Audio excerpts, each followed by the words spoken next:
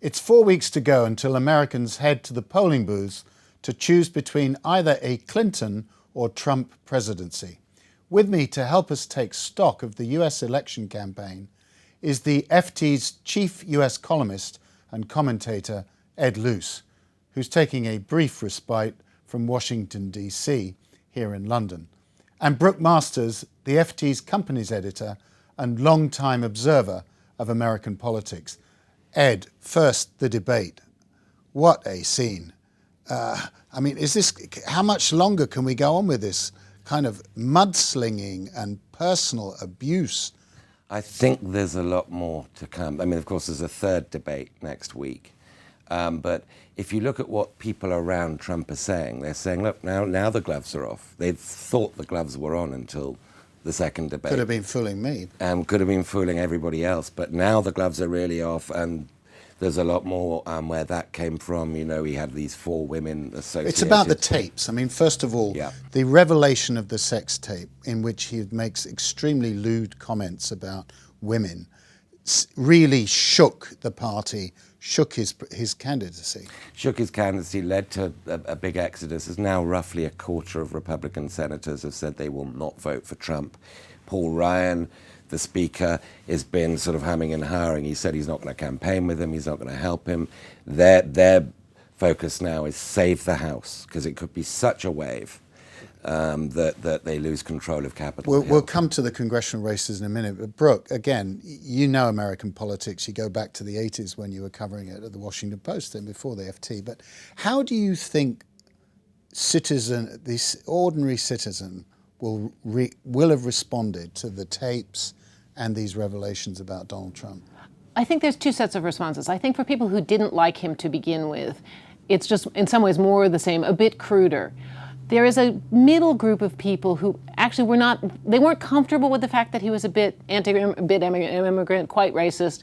But when it starts getting on to actually bragging about sexual assault, that hits in a way in that middle group, particularly the suburban women, the conservative evangelicals even, they are quite unhappy with that. And I think it speaks to people's deep concerns about the guy being completely out of control in a way that his temperament, his judgment.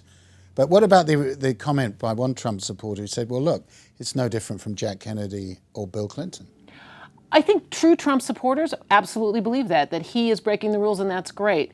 It's that middle group. Remember, in the U.S., she doesn't need the 40% of America that's always going to vote for Trump. It's that middle 10 that really matters. The polls really moved in the wake of the debate.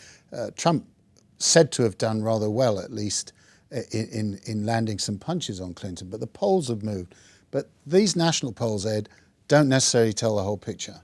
No, I mean, it's the swing states, which of course is now an expanding number of states where this election will be decided and won.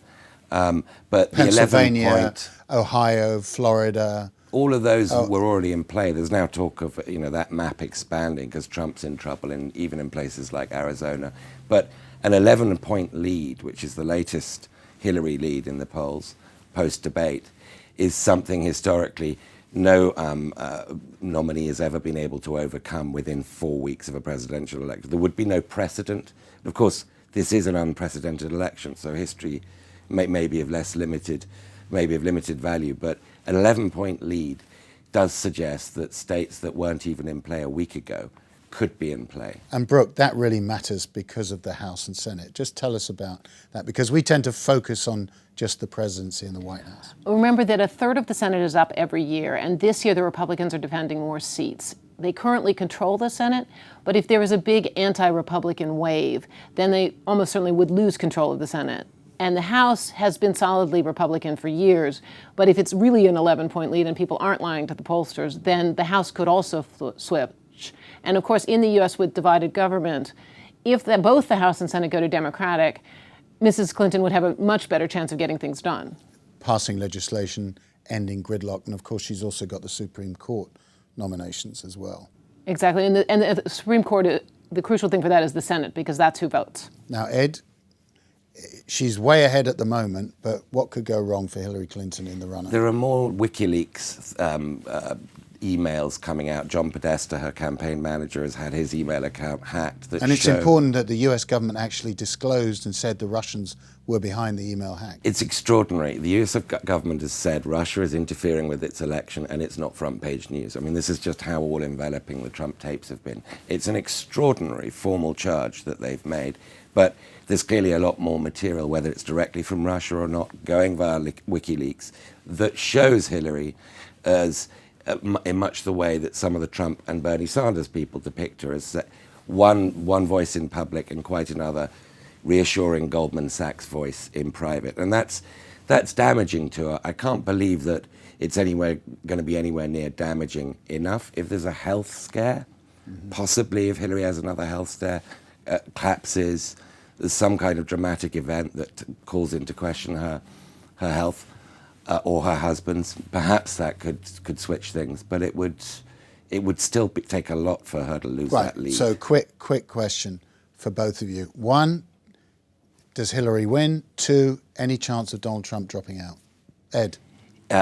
She wins, infinitesimally small chance that Trump will drop out. Brooke? I'm going to be boring. Completely agree. It looks like she's winning. He's just not going to quit at this point. Brooke Masters, Ed Luce, thank you so much. Thank you.